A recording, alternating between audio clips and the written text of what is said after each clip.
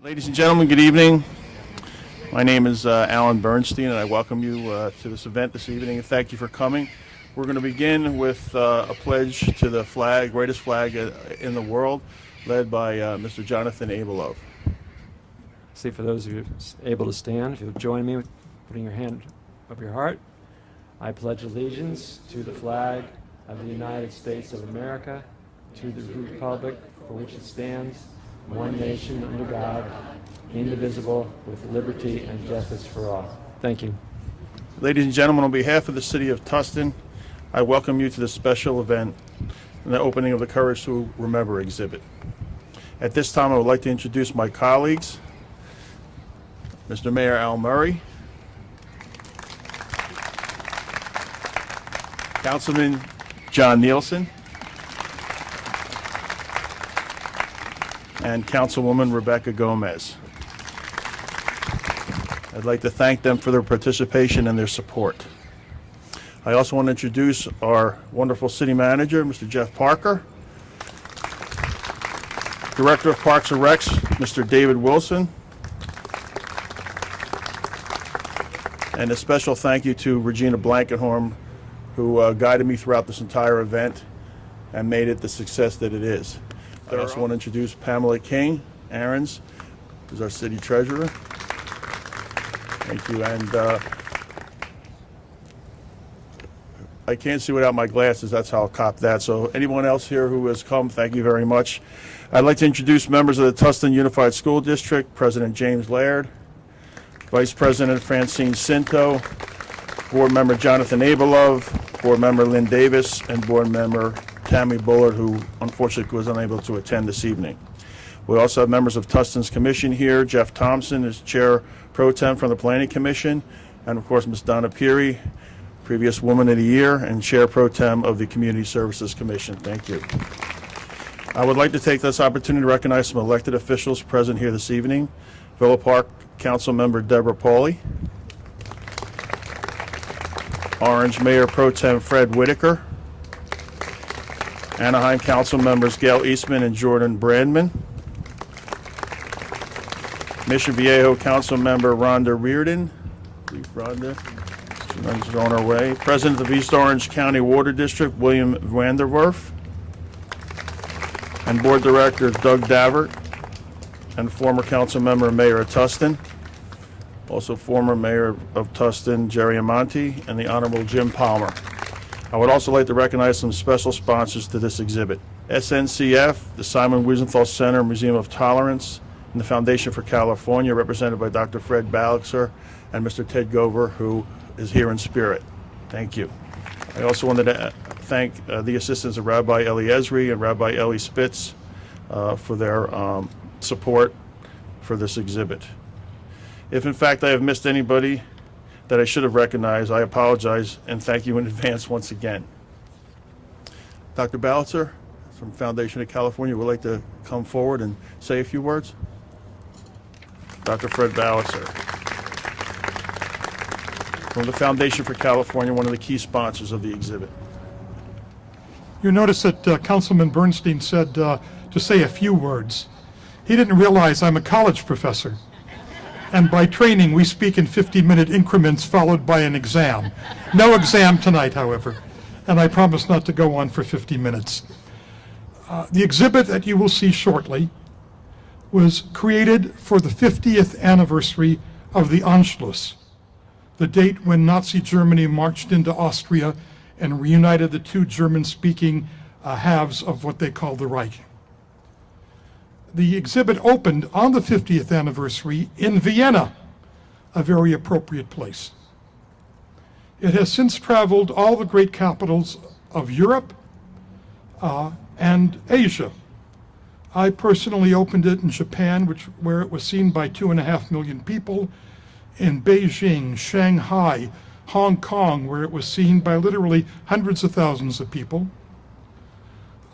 We have opened it in Singapore, in Bangkok, in Delhi in India, Bangalore in India, Mumbai in India. Recently it opened in Kenya in Africa. So the exhibit has traveled the world with the same applause. This exhibit was put together by top exhibit creators, mostly from the British Museum. And it contains new photos that you have not seen before of the Holocaust period. And in 42 panels, it runs the gambit from the time Hitler comes to power to the end of the war. This is an important educational tool. It is not a definitive tool for a greater understanding of the Holocaust period. There are many good books, but in addition to that, I urge you to visit the Museum of Tolerance in Los Angeles, the educational wing of the Simon Wiesenthal Center, which has an extraordinary exhibit on the Shoah. Today, we face serious problems in the world. The rising tide of anti-Semitism, it begins to rival what we knew in the 1930s. Holocaust education is more important than ever. The primer for the Handbook of Terrorists begins with a denial of the Holocaust. So it is very important that people understand what the Holocaust is. I have also taken this exhibit around the United States, throughout the East Coast, into Washington, D.C., up and down the state of California. It appeared at the opening of the Del Mar Annual Fair, in which almost 2 million people saw the exhibit, and Modesto, where 200,000 people saw it in a shopping mall. But I couldn't be happier for the exhibit to be opening anywhere but Tustin tonight, because it has such strong and warm supporters, and because I know it will provide the kind of educational supplement that we all need from time to time to better understand this horrific period in human history. So I didn't talk to you for 55 minutes, but I want to thank you all very much for being here, and good evening. Thank you, Dr. Ballitzer, very much. At this point in time, I'd like to introduce Carrie O'Malley from Supervisor Todd Spitzer's office. Good evening. I'm here on behalf of Supervisor Todd Spitzer.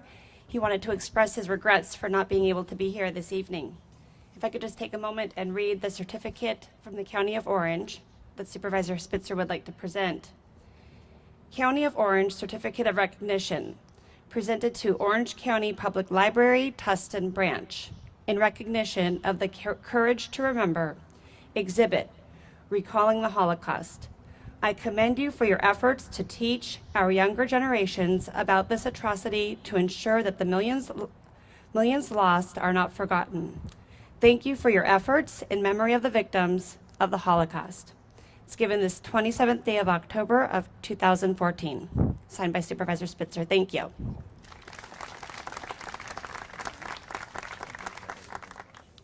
At this time, I'd like to take the opportunity and privilege to introduce those survivors that are in attendance and will be attending the exhibit and presenting at assemblies at 2 of the 3 high schools here in Tustin, so that people can get a one-on-one experience and ask their questions and interact with a survivor. Rebecca Brady, Rosalie Wattenberg, Henry Kress, Hetty Nieholm, and Bertie Lubinsky. I also wanted to separately introduce Mr. David Lester, who was a liberator of one of the camps and a vet. Mr. Lester.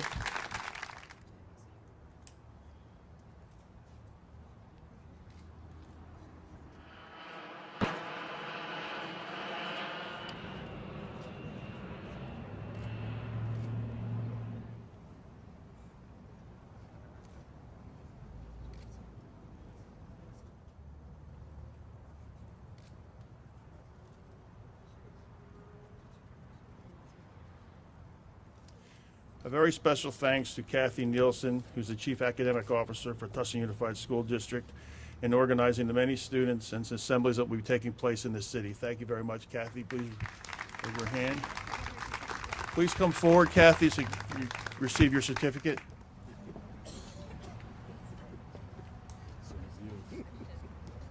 Another special thanks to Mr. Tim Scott, the Regional Branch Manager of the Tustin Library, for helping host this event. Tim, please come forward. And last but certainly not least, Dr. Marilyn Harron, who's the Director of the Rogers Center for Holocaust Education of Chapman University. and who we'll be hearing from in a few moments.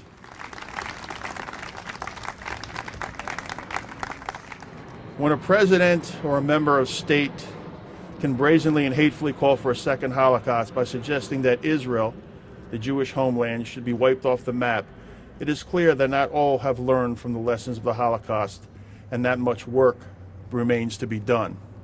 That is a quote from Ambassador John Bolton. Why we remember?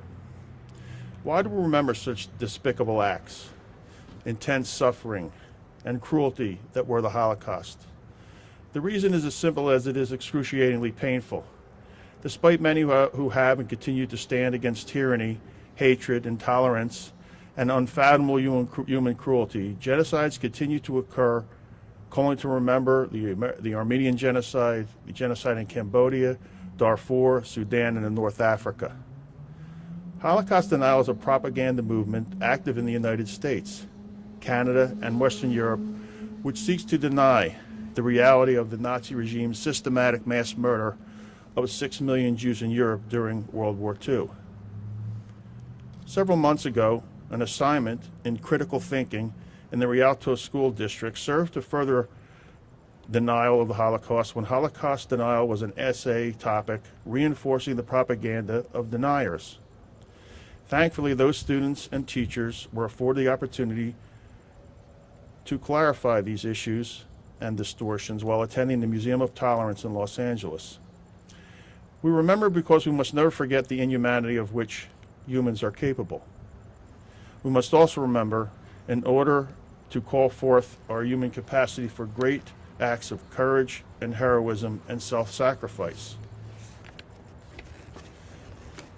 The world owes it to the remaining survivors of the Shoah to perpetuate the memory of the event and to promote the important message of never again through education and testimonies.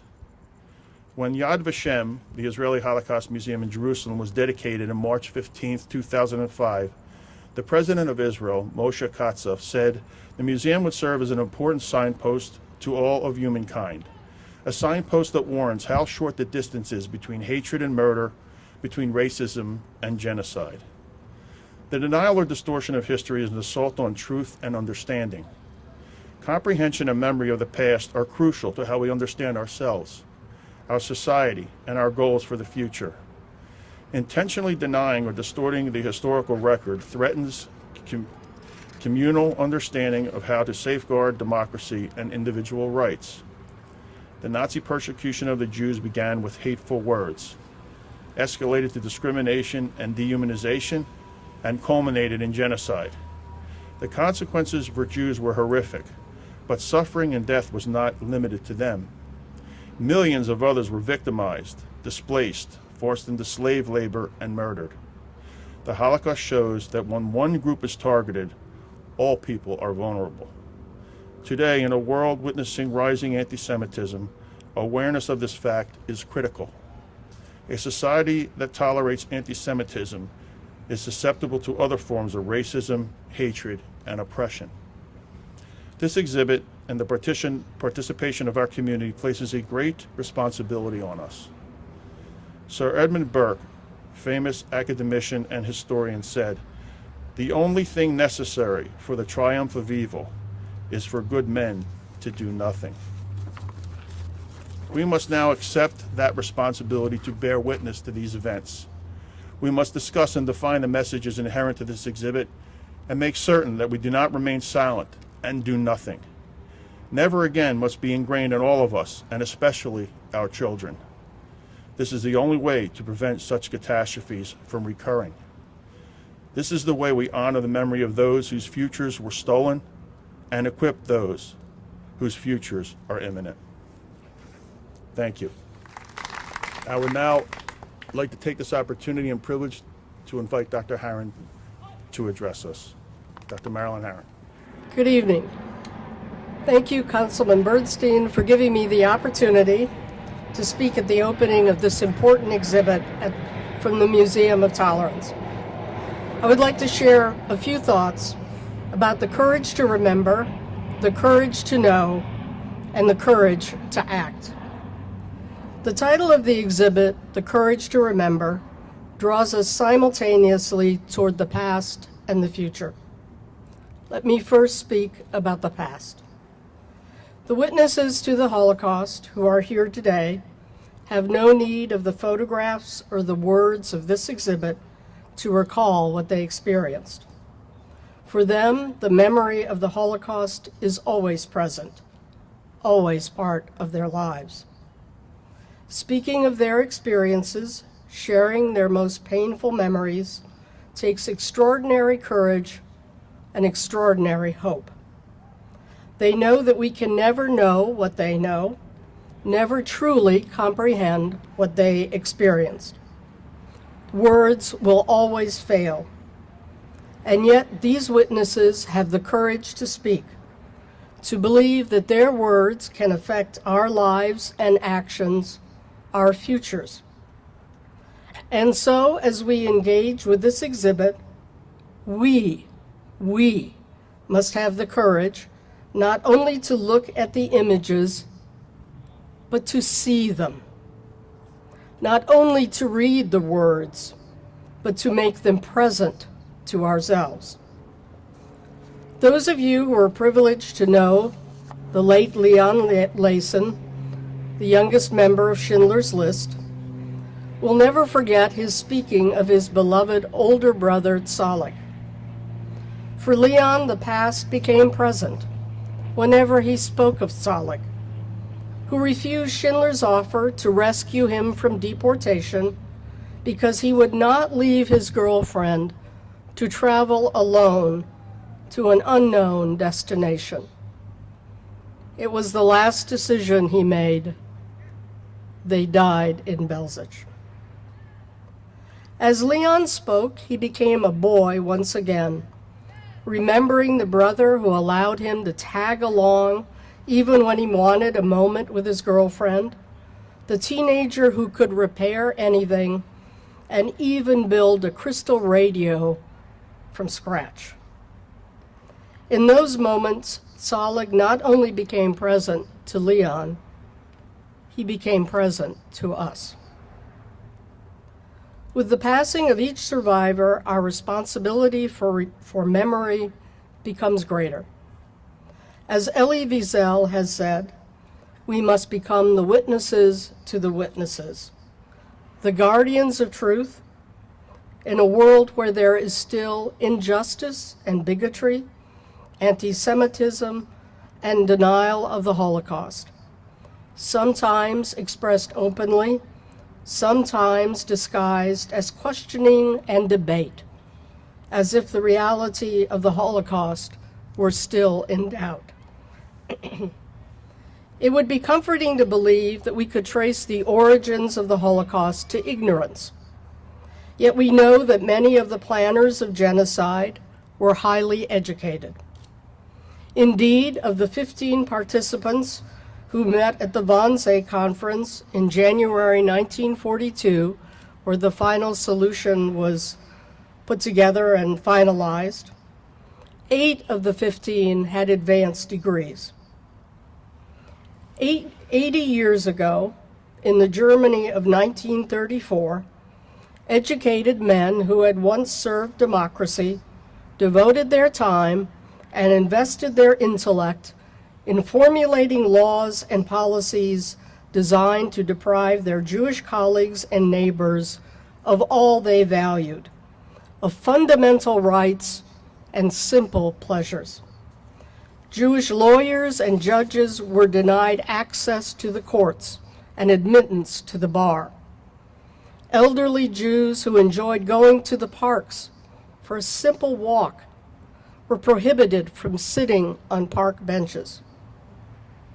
Historian Avraham Barkai reports that, quote, professional associations and organizations, from pharmacists to soccer and rifle clubs, enthusiastically introduced the so-called Aryan paragraph, unquote, the paragraph that restricted membership to those organizations to people who were of the so-called Aryan race. He adds that following the September 15, 1935 announcement of the Nuremberg laws, which robbed Jews of their citizenship and other rights. Quote, there were expressions of disgruntlement in broad sections of the public about the slow pace of their successful implementation. Churches of all denominations did not voice even minimal protest against the new laws, unquote. In the universities, professors silently acquiesced as their Jewish colleagues were fired and their Jewish students expelled, as Victor Klemperer has so poignantly described in his diary. German students participated enthusiastically in building bonfires to burn books by Jewish authors and other authors whose ideas or identities were deemed un-German.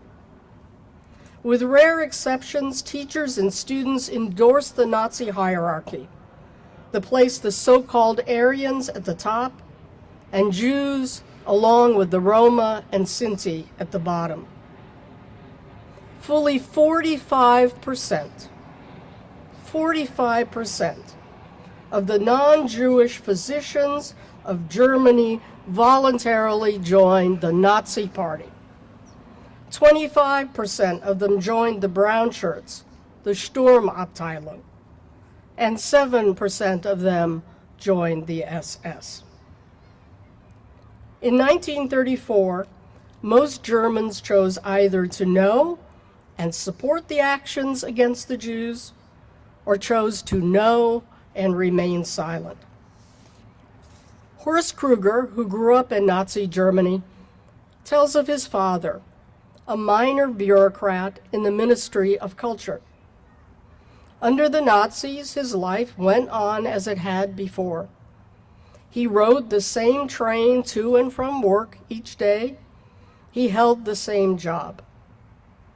Kruger writes, quote, he never joined the party, never knew anything about Auschwitz, never subscribed to the Völkischer Beobachter, the Nazi Party newspaper. But for 20 minutes, until the train pulled into Friedrichstrasse station, every day he held up before his face that newspaper so that others might recognize his loyalty to the new people's state, unquote. Throughout Germany, people chose not to see what was happening before their eyes, as Nazi propaganda vilified their Jewish neighbors, consigning them to lives of fear on the margins of society.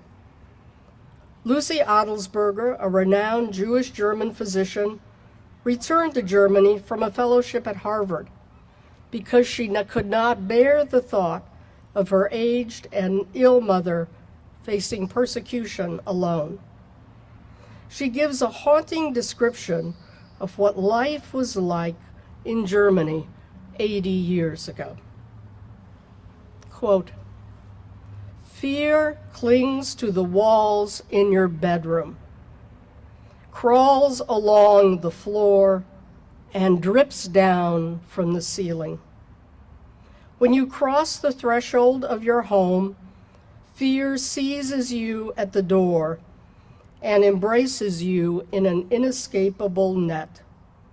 It hangs around in alleys and courtyards, lurking and waiting to attack. Fear is all around you, in all physical states, solid, liquid, gas. It presses in on you from without and seeps into you.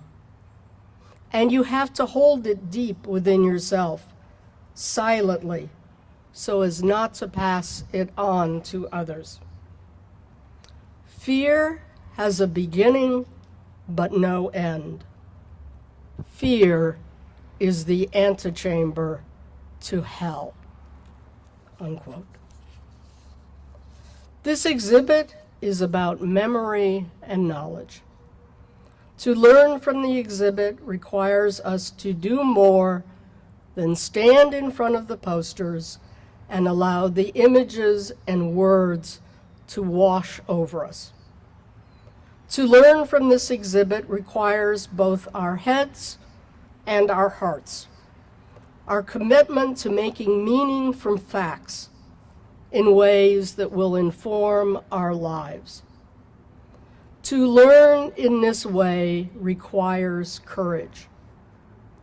It will also require courage for us to take what we learn about the past into the present, into our world today, to speak against injustice when it is safer to be silent, to refuse to allow bigotry or denial of the Holocaust or anti-Semitism to go unanswered. In closing, I'd like to share a quote from author, witness, and Nobel Peace Prize laureate Elie Wiesel, who has said, quote, "What would we be without our capacity to remember? Memory is a passion no less powerful or pervasive than love. What does it mean to remember? It is to live in more than one world, to prevent the past from fading, and to call upon the future to illuminate it. It is to revive fragments of existence, to rescue lost beings, to drive back the sands that cover the surface of things, to combat oblivion, and to reject death," unquote. And so, as we engage with this powerful exhibit in an act of memory, we do so with intentionality. As Professor Wiesel says, to combat oblivion and reject death. As we engage with this exhibit, we link memory to the past, the present, and the future.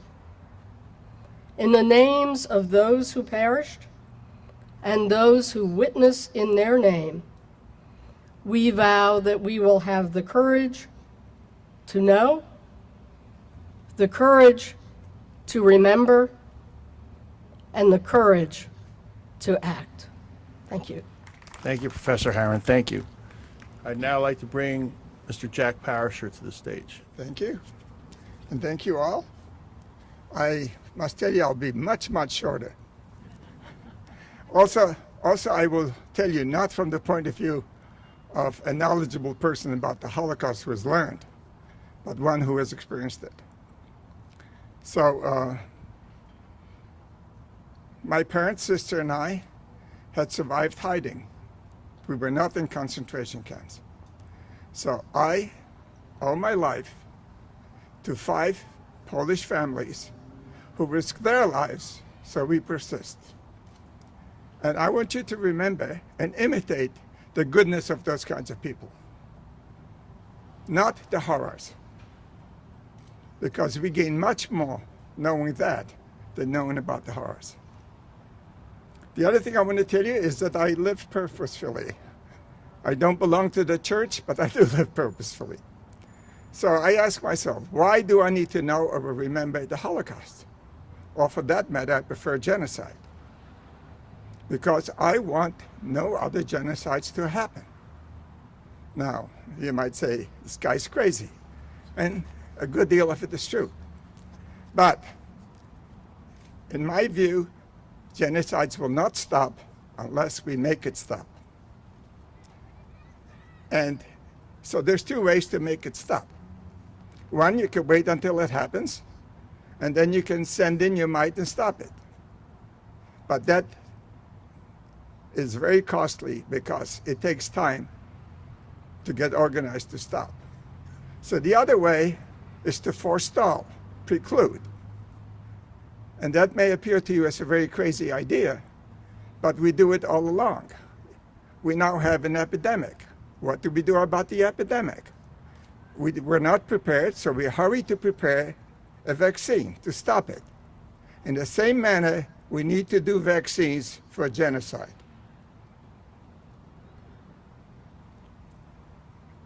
If you want to know how, you can talk to me later. Thank you very much. Ladies and gentlemen, I now take this opportunity to invite you to the Courage to Remember exhibit. And thank you.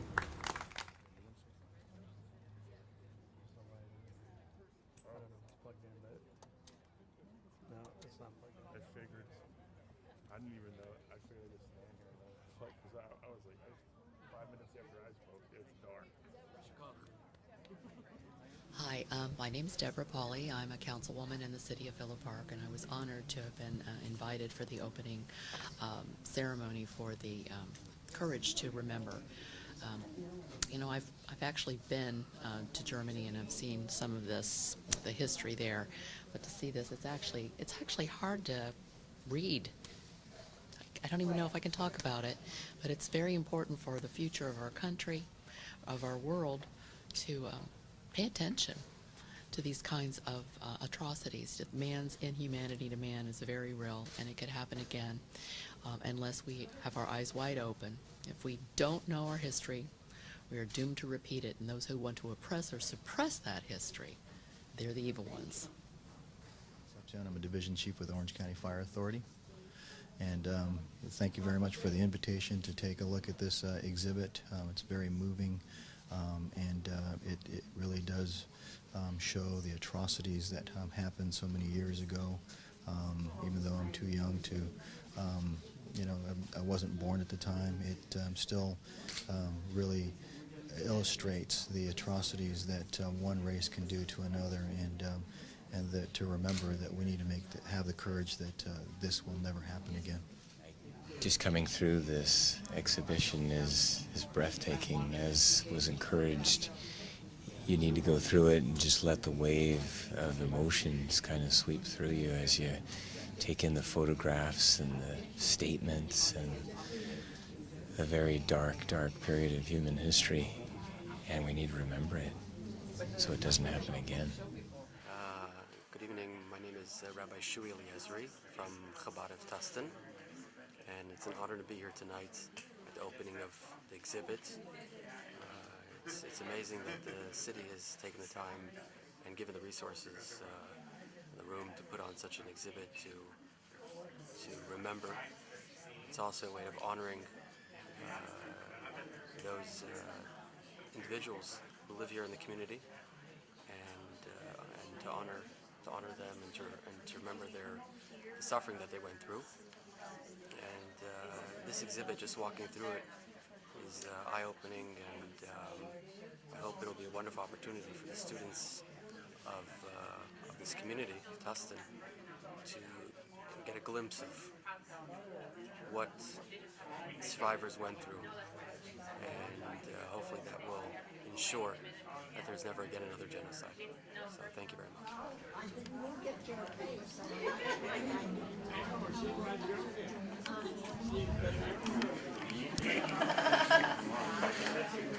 I'm sure.